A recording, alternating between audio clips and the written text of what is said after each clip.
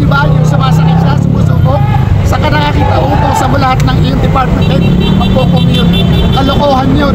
Tsaka hindi yun ang solusyon sa problema sa transportasyon. Yung pagpo-commute nila, hindi yun ang solusyon.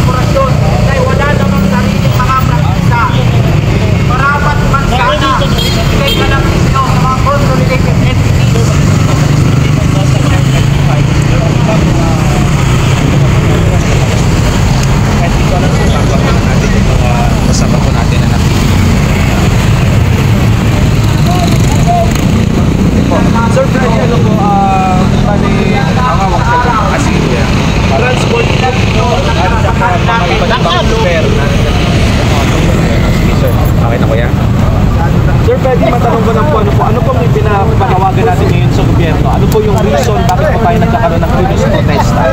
Ito, nagsimula ito dahil sa korupsyon. Actually, nagalit kami dahil yung pondo ng isang gobyerno, kinukurap lang pala, nakita namin. Samantalang yung pondo ng dapat meron sa DOTR, nagdagan para sa mamamayan, yun ang wala, yun ang kulang. Kaya ito, nagsimula kami. Ngayon, budget hearing na naman, kaya nakikiusap kami sa gobyerno, lalo na sa Kongreso, na i-adapt na lang or dagdagan pa yung pondo na inilaan sa amin ni Congressman Claudine Bautista Lim ng Double Party List. Isa siya sa tumutulong sa transport group para kami ay matulungan. Kami talaga, kaming mga nasa sektor ng transportasyon, kami talaga yung sinasabi kong bloodline ng ekonomiya ng Pilipinas. Kung titigil kami, yung 86% kung titigil ang ekonomiya ng Pilipinas.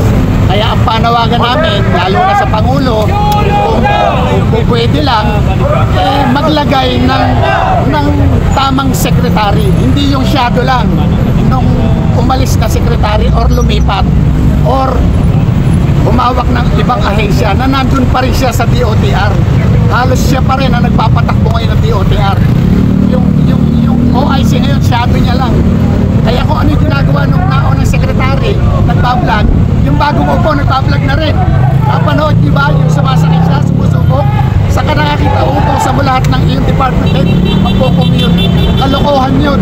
Tsaka hindi yun ang solusyon sa problema sa transportasyon. Yung pagpo-commute nila, hindi yun ang solusyon. Sa tingin ninyo, ano ba yung magandang maitutulot nun yung pagko-commute mismo? Ang sabi kasi ng DOTR, kailangan daw hindi pababa ng twice a week na makapag-commute yung mga members ng DOTR, yung mga opisyalis dyan, para daw maranasan nila kung paano yung pamumuhay ng isang regular na commuter. Para sa inyo po, ano po bang masasabi ninyo doon?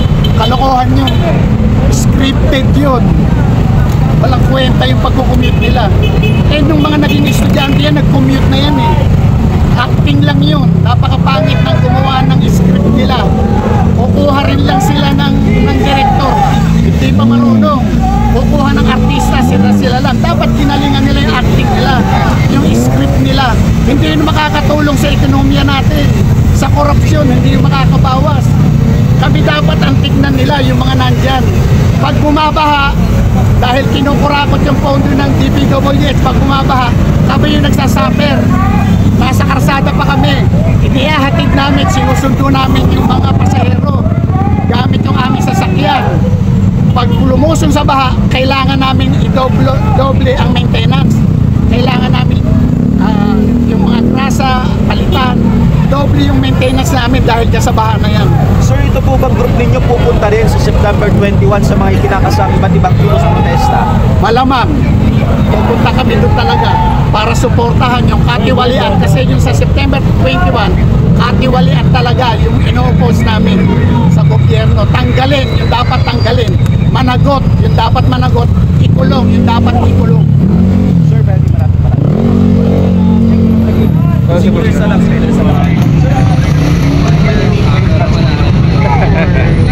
Kabuuan to eh. Kami yung 86% na nag-consolidate. Kaya kung makita mo 86% consolidated. Pinaghalo-halo na kami. Korporasyon at kooperatiba. Para isinusulong namin yung modernization ng gobyerno. Na kung saan, parang niloloko lang kami ngayon. Sir, ba't nakapag-cover din ako doon? Parang nabanggit na parang marami daw mga bangko hindi nakakapagod. Kahit nga daw, hindi naman nakakapagpagod. Pero ano masasabi ko? Dahil yung programa atras abante, kung tuloy-tuloy sana katulad ng pagpapal ng sekretary, pipigil ulit. Pag sasabihin, umpisa ulit, pag-aralan ulit. Ganon, may bago na naman pag-aralan ulit. Hindi naman tapos sa Hindi naman tapos sa pag-aaral. Ilang taon na naman, 3 taon. Doctorate na sila niyan sa pag-aaral nila. Pagka may bago na presidente, bago sekretary, bago pag-aaral naman, hindi na tayo makausap. Kaya ganon, wala na eh. Nalilimutan na. Sir, I believe meron mga galing na probinsya sa mga kasama ninyo kasi may galing ng Quezon Province. May Basta ito, Luzon, Region 1, 2, 3, 4. For mga leaders to. Pero meron din kami ganitong activity. Meron kami sa Cebu. simultaneous. Yes, meron kami sa Iloilo, may Cagayan de Oro. Sabay-sabay, lahat ng mga area na may 100% na modernization. Okay, sir, ilis na ko lang yung mga ano na yun. So, aside from Quezon City, meron po kayo Mindanao. Meron kayo Cebu, Meron kami sa Cebu, meron kami sa Cagayan de Oro, Iloilo. Iba't ibang ganito rin sir yung mga consolidated. Ganito rin. Isang ipinaglalaban namin. Apo. Sir, pwede makuha yung full name po niyo, Fred Freddy Hernandez, Hernandez. Ang ano po ilalagay ko ng designation po dito? President. President po na Arangkada NCR, Arangkada Transport Federation. Transport. Federation. Sir, okay sir, okay lang ba makuha ko to? Yes po. Okay po sir, para may complete details ako lang. Sir, maraming mamaya kami po. Matanang atin. Oo sir, ako na Ma'am, pwede makahingi, ma'am. Pwede makahingi.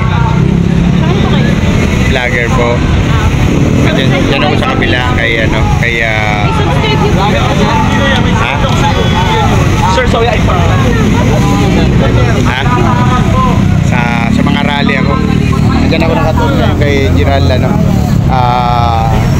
Cookies.